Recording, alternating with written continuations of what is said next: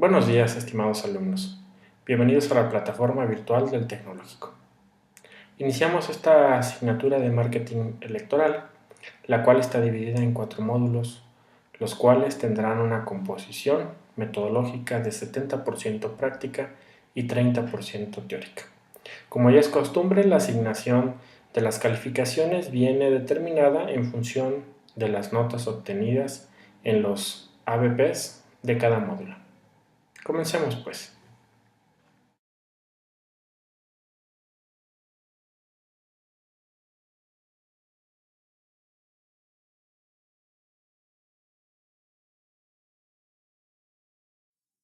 En primer término tendremos que describir qué es una estrategia y en qué se traduce el éxito electoral.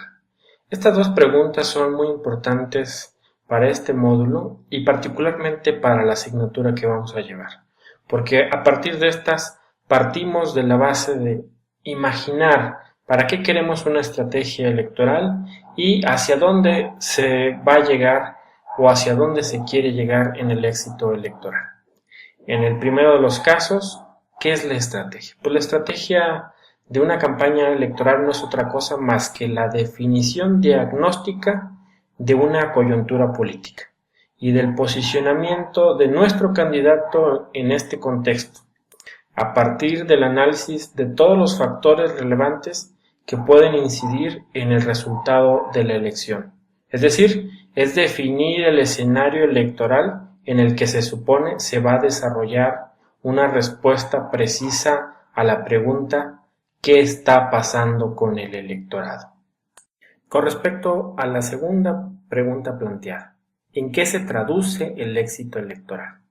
Esta pregunta viene aparejada de probables escenarios, es decir, un partido político pequeño que sabe que está compitiendo en un proceso electoral en el que no tiene posibilidades reales de acceder al poder, es decir, de ganar la elección, pues estamos ante la presencia de una imposibilidad de éxito electoral si lo viéramos en términos de si ganar o perder es el éxito. Sin embargo, en política el éxito electoral puede traducirse inclusive en aumentar el número de votos obtenidos con respecto a la elección anterior o obtener un número determinado superior de escaños, por ejemplo en el legislativo, en comparación con el proceso electoral anterior, o inclusive quedar en segundo lugar, o en algunos otros casos, pues inclusive beneficiar a algún partido en específico de coalición.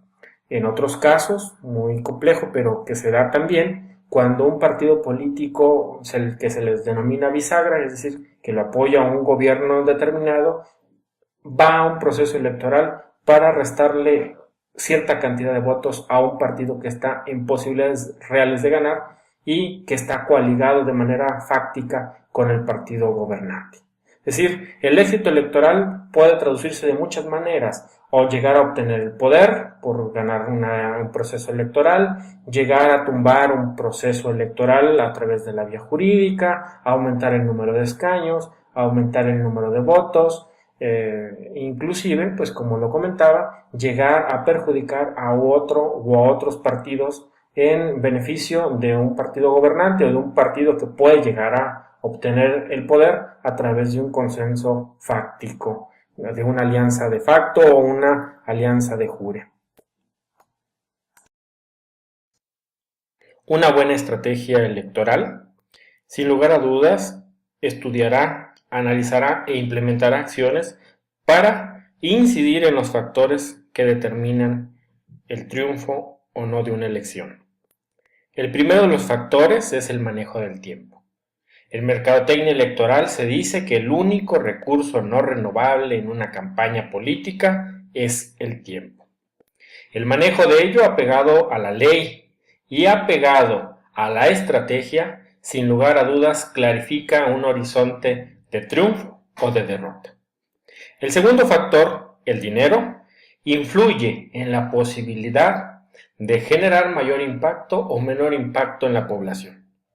El tercer factor, el candidato.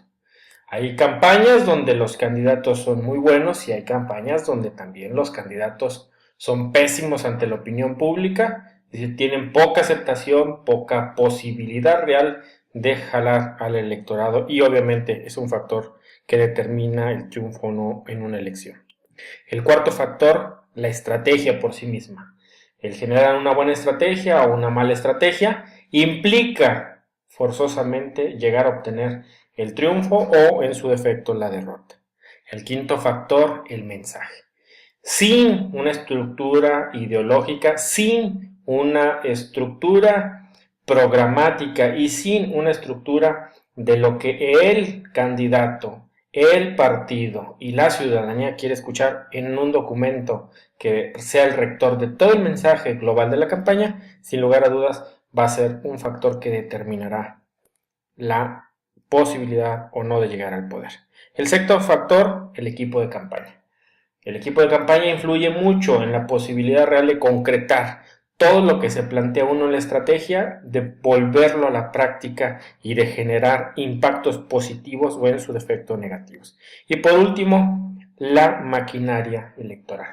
Sin una buena estructura, sin un buen andamiaje electoral que acompañe al candidato, al mensaje, a nuestra campaña en sí misma, sin lugar a dudas llegará el día de la elección y si no lo hemos compuesto, si no lo hemos robustecido, pues estaremos apegados a llegar al fracaso. Estos, en términos muy generales y muy llanos, son los factores para ganar una elección. Bien dice Dick Morris que las campañas se ganan en el aire y las elecciones se ganan en la tierra. Y con esta frase pudiéramos resumir los 7 factores que determinan y que deben de tomarse en cuenta para la ejecución, para la creación inclusive de una buena estrategia electoral. ¿Cuáles son las preguntas clave para construir una estrategia electoral? Yo las definiría en 7. La primera es ¿qué es lo que está en juego en la elección desde la perspectiva de la ciudadanía?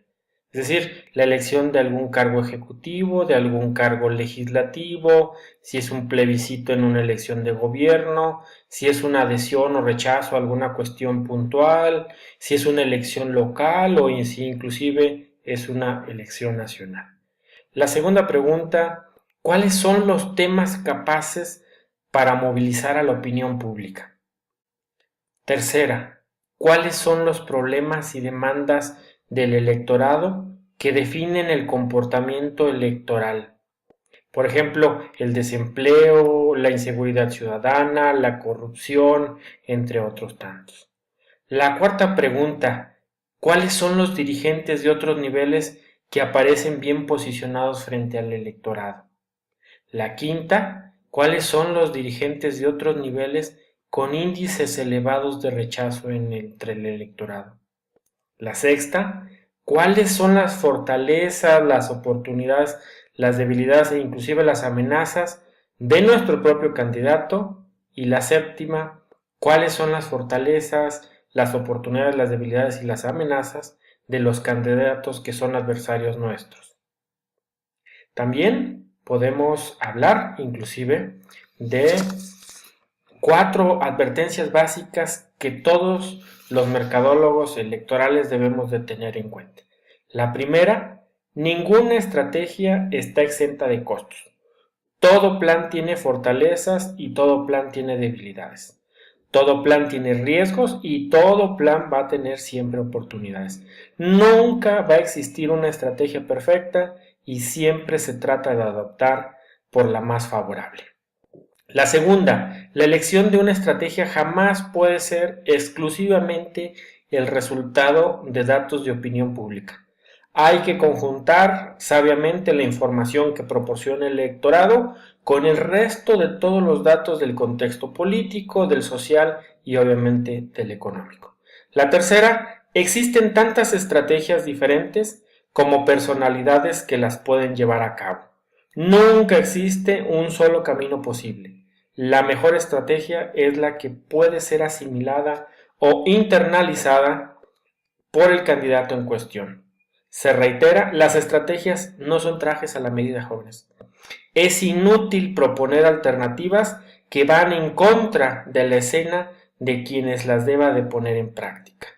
Lo que queda bien a uno, a otro le puede quedar muy mal. Y cuarta, decidir una estrategia es una elección de valores. La decisión final, la más sensata, debe estar siempre en manos de un candidato. Él decidirá qué está dentro o fuera de lo razonable y en qué medida lo propuesto es aceptable para su escala de valores.